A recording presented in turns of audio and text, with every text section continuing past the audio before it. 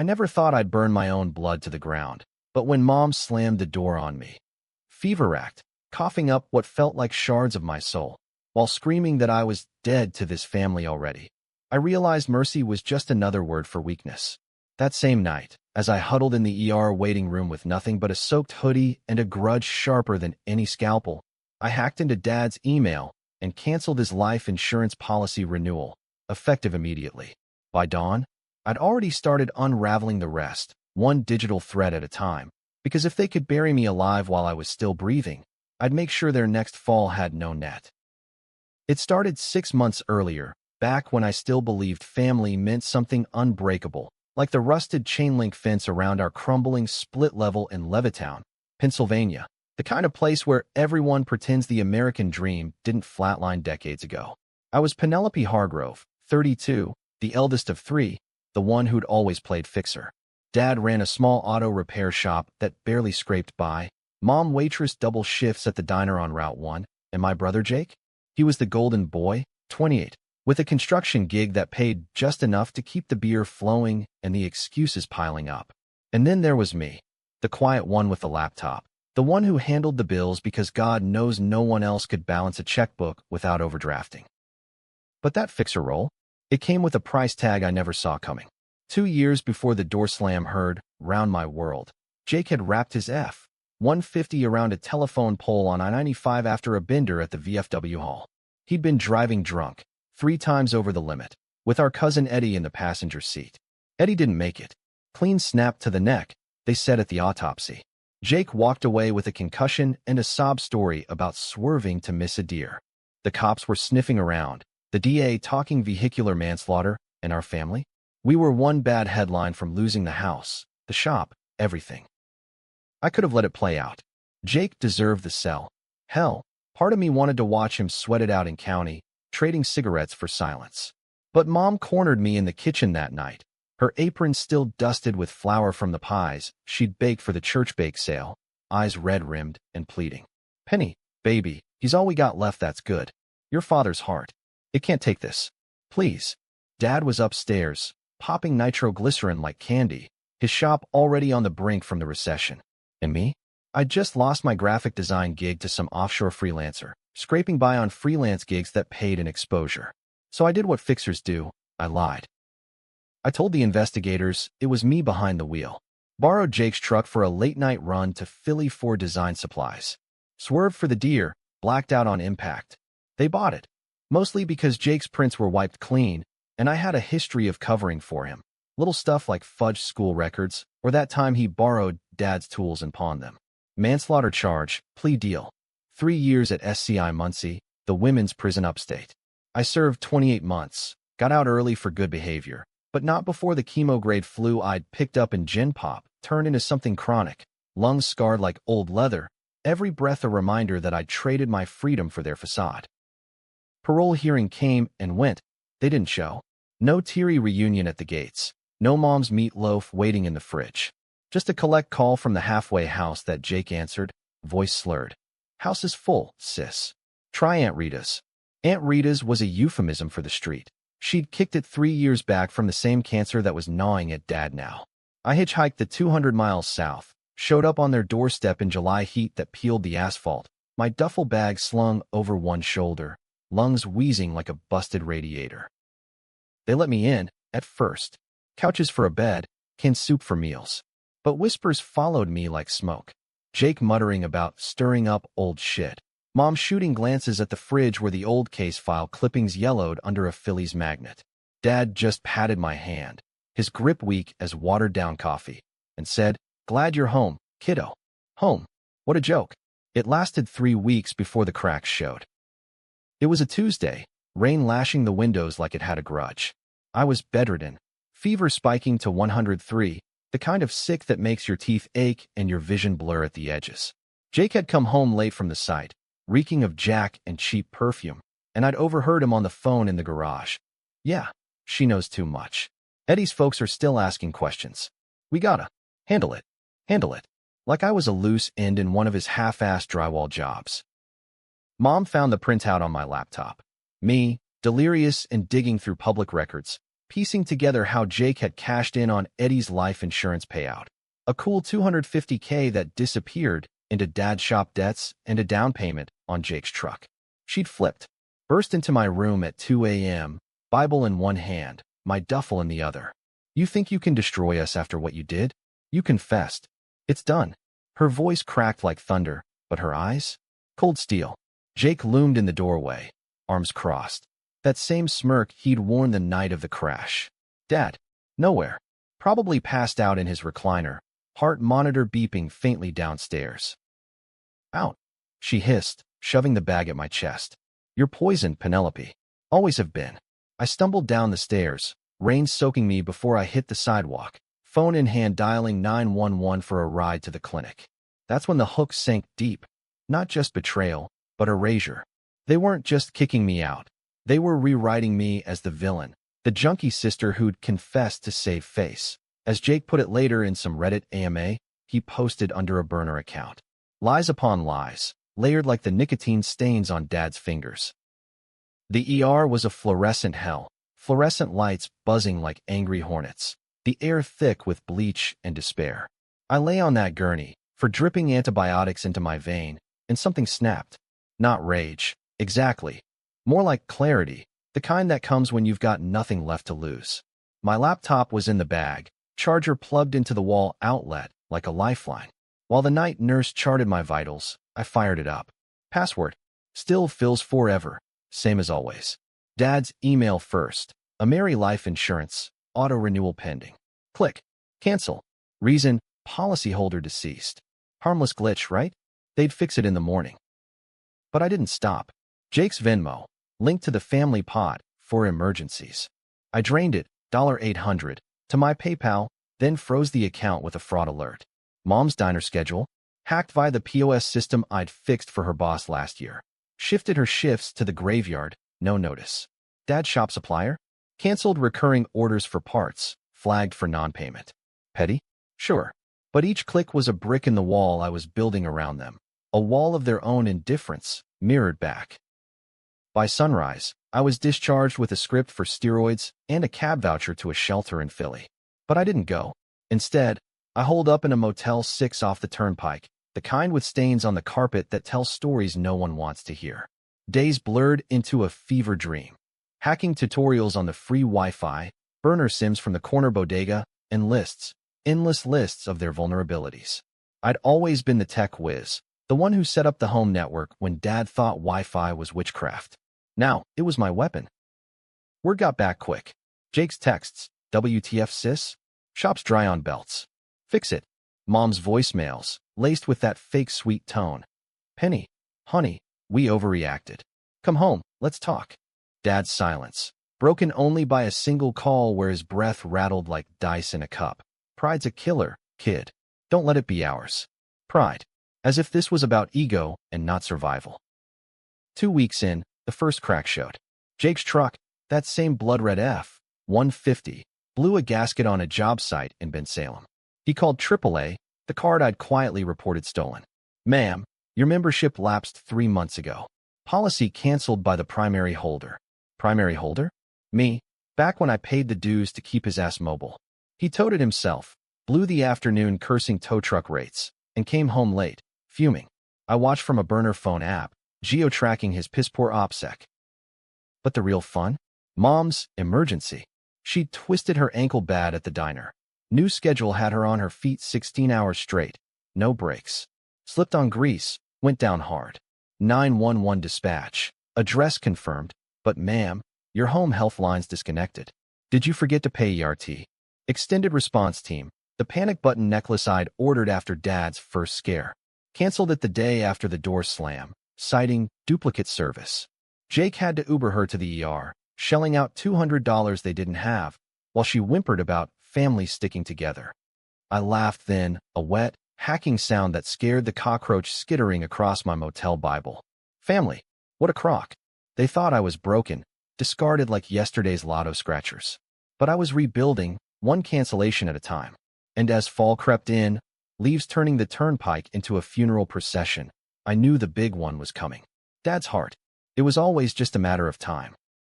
Winter hit Levittown like a linebacker with a grudge. Early snows blanketing the cul-de-sacs in that deceptive whitewash, hiding the potholes and the rot underneath. I'd upgraded digs by then, crashing in a sublet in North Philly, a walk-up with bars on the windows and a landlady who didn't ask questions as long as the rent cleared. My lungs. Still a mess, but the steroids kept the worst at bay, and spite was a hell of a motivator. I'd gone full ghost. New email, VPN routed IP. Even dyed my hair that bottle red you see on diner waitresses chasing tips. Penelope Hargrove was dead. Whatever rose from the ashes didn't have a name yet. The family's unraveling picked up pace, subtle at first, like the slow leak in Jake's new tires. I'd slashed him digitally, flagging his auto policy as high risk after anonymous tips to the insurer about reckless driving. He blew $1,200 on radials. Money from a side hustle moonlighting as a bouncer at some dive in Bristol. Bouncer. Ironic, considering how he'd bounced me out of my own life. But the real poetry? His girlfriend, Tara, the one with the perfume on his collar, dumped him when her OnlyFans got demonetized. Guess who managed her payouts? Me, back when I was helping with the books. One email to Stripe. Fraudulent activity detected. Account frozen. She walked, taking her daddy's garage space with her. Mom tried the guilt trip next, phoning the shelter I'd checked into per my planted trail. Tell my daughter her father's fading fast. Tell her family's all that matters. The caseworker bought it, left a voicemail I played on loop while sipping black coffee from a chipped mug. Fading fast.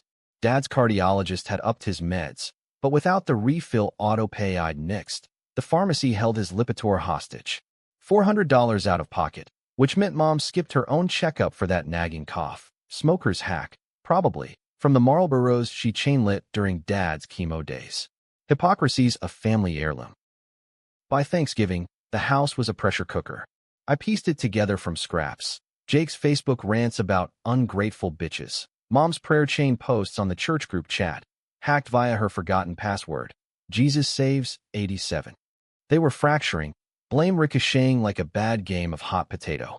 Jake accused Mom of babying the junkie sister. Mom shot back that Jake's debts were sinking them, and Dad? He just wheezed through it all, hooked to that oxygen concentrator I'd insured was on a month-to-month lease. Cancelled, of course, with a note about non-payment due to policyholder incapacity. I could have stopped there, let karma do the heavy lifting. But revenge isn't a sprint, it's a marathon with landmines. Christmas loomed. That forced merriment season where Levittown strung lights like nooses on every ranch-style facade.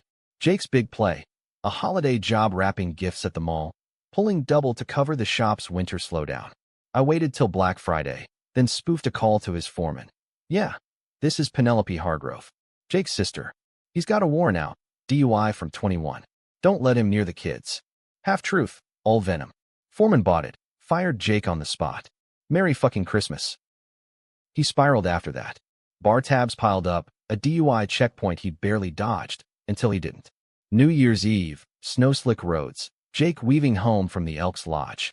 Crash wasn't fatal, thank God, or the devil, but bad. Totaled the truck, again, pinned against a guardrail with a busted femur. Dispatch logs I pulled later showed the call. Yeah, 911.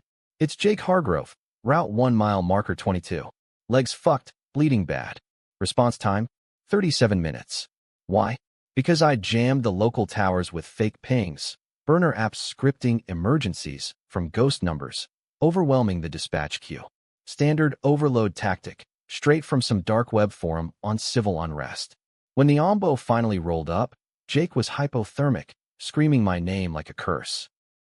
Hospital bills hit like a freight train. $28,000 for surgery, rehab, the works. No insurance? I'd let his lapse during a review period, citing pre-existing conditions from unreported accident. Family scraped it together, Mom's overtime, Dad selling tools from the shop, but the resentment festered. Jake, doped on oxy, posted a blurry selfie from his hospital bed. Family's all you got. Shout out to the ones who bailed grateful. Bail. Cute. I screenshotted it, archived for later. Dad's turn came in February. That bone-chill month when the Delaware freezes solid and hope thaws slow. His angina flared, chest pains like a vice, the kind that drops men in their tracks. Mom found him slumped in the garage, wrench still in hand, the shop lights flickering on half-dead fluorescence. She hit the ERT button. Nothing. Dead battery? Nah, service terminated. 911 on her flip phone. My husband. He's. God, hurry. Estimated arrival, 19 minutes. In cardiac arrest windows, that's an eternity. They shocked him back en route, but the damage? Ischemia to the brain, they called it. Mini-stroke territory. He pulled through, but the left side lagged, words slurring like a drunk uncle at a wedding. I watched from afar, nursing a mug of ramen in my walk-up, snow tapping the pane like impatient fingers. Guilt flickered. Dad was the only one who'd ever apologized, in that gravelly whisper before the door slam. Should have fought harder, Penny. But flicker ain't flame. I'd borne his son's sin on my back, lungs traded for Jake's freedom, and this? This was the echo, the payback ripple. Mom rallied the church, bake sales for medical debt, but Jake, fresh out of rehab, on crutches, snapped. Overheard him yelling in the kitchen, voice carrying through a neighbor's ring cam I'd commandeered. This is her, Ma. That bitch hacked us. I know it. She denied it, of course. Penny's gone, baby. It's just bad luck. Bad luck. The understatement of the decade. But doubt crept in, cracks widening. Jake hired some neckbeard from Craigslist to trace the hacks. Amateur hour, but enough to ping my VPN once. I let him. Fed him breadcrumbs leading to a dead end in Jersey. Paranoia set in. Deadbolts added. Curtains drawn. Mom clutching her rosary like a shank. Spring teased with crocuses pushing through the mulch. But for the Hargroves, it was mud season. Everything slick, nothing solid. Jake's construction foreman blackballed him after references. I painted him as a hothead with a rap sheet. Mom's cough worsened, biopsy pending, but no coverage since I'd flagged her Medicaid app as duplicate filing. Dad shuffled now, cane thumping through the house like a metronome of regret. They were a house of cards in a wind tunnel, and I held the fan. The high water mark hit in May, that humid haze where the school smells like regret. Jake, desperate for cash, took a gig hauling scrap metal, unlicensed, under the table. Overloaded trailer, bald tires, thanks to my tire shop tip-off on safety recall. Flipped on 95, southbound, right before the Walt Whitman. Metal screamed, cars swerved, and Jake? Ejected, skull cracked on asphalt. Critical, traumatic brain injury, coma-induced. Mom got the call at the diner, collapsed right there amid the hash browns. 911 again. My son. Oh God, please. Response. Bottlenecked by a multi-car pileup eyed. Encouraged? Nah, just a well-timed fake distress call from a trucker alias, rerouting traffic into chaos. ICU wait was hell. Mom pacing linoleum worn thin by prayers unspoken, Dad in a wheelchair, murmuring Jake's name like an exorcism. Church friends brought casseroles. Neighbors whispered about the curse on that family. I drove by once, anonymous in a borrowed Civic, parked across the street from Chester. The house loomed dark, porch light out. Power lapsed, courtesy of my PG&W hack. Inside, shadows moved like ghosts. Part of me wanted to walk in, say enough, hand over the keys to their digital prison. But the fixer in me? Dead, buried under 2 years of steel bunks and betrayal. Instead, I escalated. While Jake flatlined on monitors, I doxed the anonymous donor fund Mom set up on GoFundMe. Leaked it to a local rag with a tip. Hargrove family. Secrets behind the scams. The article dropped mid-June, piecing together the crash, the insurance windfall, my confession. Not naming names, but enough dots for the Eddies of the world to connect. Eddie's mom called the house. Voicemail I pulled. You think we forgot? Your boy's blood money won't save him now. Lawsuits loomed, vultures circling. Mom cracked first. Drunk dial to my burner, slurred and sobbing. Penny, it's me. We were wrong. Jake's dying, and it's all falling apart. Come home. Forgive us. Forgive. The word tasted like battery acid. I hung up, but not before whispering into the line. You made your bed, Ma. Now lie in it. Click. Summer sweltered, asphalt shimmering like a bad decision. Jake stabilized, vegetable status, they said, but breathing. Dad's rehab stalled. Mom's biopsy? Stage 2 lung cancer. Operable if insured. They were adrift, a family unmoored, and I was the undertow. But doubt? It gnawed. Late nights, scrolling old photos. Me and Jake at the Jersey shore, building sandcastles before the tides took 'em. Was this justice or just jagged grief? The line blurred, and as July 4th fireworks cracked the sky, I wondered if I'd gone too far. Then the twist. A package at my door, no return address. Inside, a thumb drive, labeled Truth. Plugged it in, heart hammering. Files, police reports, dashcam footage from the crash night. Not Jake driving. Me? No. Eddie. Eddie behind the wheel. Jake passenger, arguing over some debt. Eddie swerved, drunk himself, high on whatever Jake supplied. The pole hit, Eddie dead, Jake unscathed. But the lie? Mom and Dad knew. They'd staged it, coerced my confession with threats of disowning, of letting Jake rot if I didn't play hero. And Eddie? His family got a settlement, hushed with NDAs. Jake wasn't the monster. I'd protected a lie built on their bones. Rage redoubled, but laced with something sharper, complicity. I'd chosen silence, worn the stripes. Now, as the family teetered, I had the nuclear option. Leak it all, or let the cancellations cascade to the end. August baked Philly into a skillet, the kind where AC units wheeze surrender and tempers fry crisp. My sublet felt like a sweatbox, fan blades chopping air thick as guilt. That thumb drive? It sat on my nightstand like a loaded .38, hammer cocked. I'd watched the footage a dozen times. Eddie's hands on the wheel, Jake's panicked yell cut short by impact. Mom's voiceover in my head, from some forgotten family dinner. Blood's thicker than justice, Penny. Thicker, sure. And stickier. I didn't leak it. Not yet. Instead, I weaponized the half-truths, dialing up the pressure. Jake's ICU bills crested $150,000. Collection calls started, vultures in suits knocking on the door with liens. Mom pawned her wedding ring, Dad's shop tools, even the family Bible, gold embossed, a relic from Grandma's wake. Church stopped answering. Bake sales dried up when the article hit the parish bulletin. Hargroves, haunted by highway ghosts. Headline gold, courtesy of my anonymous pitch to the Inquirer. Jake woke end of August, eyes vacant as a gutted fish. Therapy sessions, minimal gains, words slurring worse than Dad's. He recognized Mom, squeezed her hand, but me? A ghost in the machine. Nurses noted agitation when family photos flashed, me in the frame, smiling pre-prison. Jake's outbursts. Get her out. She's the devil. Mom soothed him with lies, but the strain showed. Her chemo port itching under her blouse, hair thinning to wisps. I visited once, incognito, scrubs borrowed from a laundromat find, mask pulled high. Slipped into his room at shift change, chart in hand like I belonged. He lay there, tubes snaking like accusations, monitors beeping a dirge. Hey, little brother, I whispered, brushing his forehead. His eyes fluttered, focusing blurry. Penny, a croak, raw as roadkill. Why? Why? The question that birthed it all. I leaned close, breath ghosting his ear. Because you let me. We all did.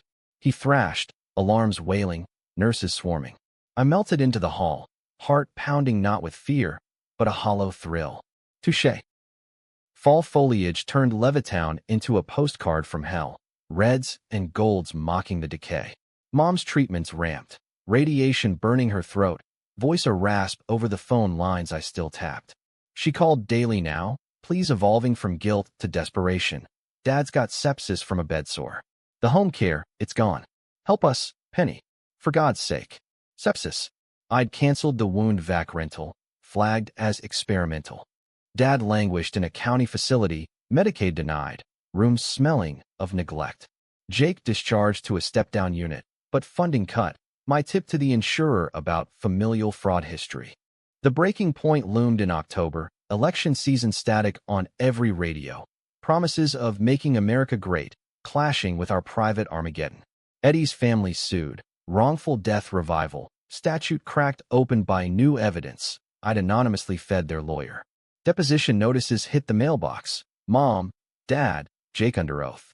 Lies would crumble, truths would bury them. I planned a crescendo for Halloween. Ironic, masks off. Drove the borrowed Civic to the old house, parked curbside under sodium lamps, buzzing like judgment. They were inside, silhouettes frail. Mom pacing, Dad in his chair, Jake on the couch, crutches propped like crutches for their souls. I'd prepped the payload. A drone drop, USB rigged to their Wi-Fi, auto-uploading the full file trove. Crash vid, insurance scams, my confession transcript with their coerced signatures. But laced with a choice, a readme file, my words. Leak or delete. Your call. Timer, 48 hours. Wind howled as I triggered it. USB parachuting onto the porch like manna from hell. Mom snatched it up, eyes wild in the porch light. I watched from the car, breath fogging glass. Inside, chaos. Laptop firing up, footage playing, gasps echoing. Jake howled. Dad wept silent tears, Mom. She froze. Then, unbelievable, smashed the screen with a lamp. Sparks flew, but the upload? Already pinging servers I'd mirrored. Half leak, insurance policy. The fallout hit dawn. Alerts on my phone. Inquirer breaking. Levittown crash cover-up. Sister's sacrifice. Family's sin. Photos. Us kids at Easter, juxtaposed with mugshots.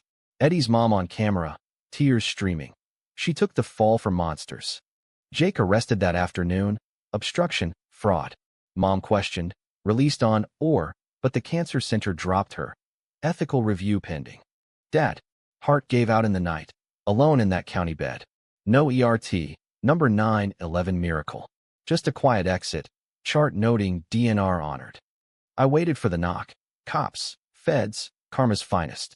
But it was Mom, instead. November chill. Her at my door, bald under a knit cap, eyes hollowed like spent shells. Penny. No plea, just that. I let her in, kettle whistling banal normalcy. She collapsed on the futon, words tumbling. We thought. Protecting Jake would protect us all. Eddie was deep in with bookies. Your father bailed him, lost the shop seed money. The crash? Jake panicked, hid the keys.